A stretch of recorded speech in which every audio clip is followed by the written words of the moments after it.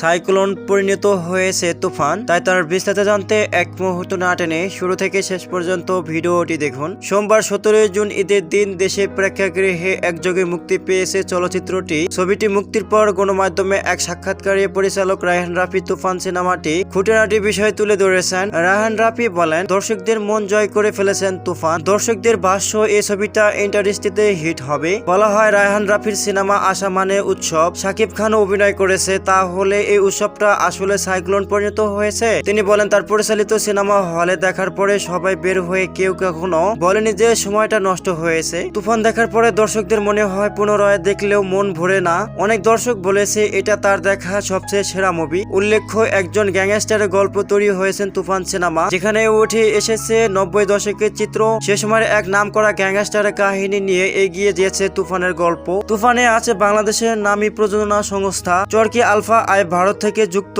SBF। তো সুপ্রিয় দর্শক, সাইক্লোন পরিণত হয়েছে তুফান সিনেমা যদি দেখে থাকেন তাহলে অবশ্যই নিচে কমেন্ট বক্সে জানিয়ে দিন। আর নিত্য নতুন আপডেট খবর পেতে পাশে বেল আইকনটি বাজিয়ে দিন। অসংখ্য ধন্যবাদ পুরো ভিডিওটি উপভোগ করার জন্য।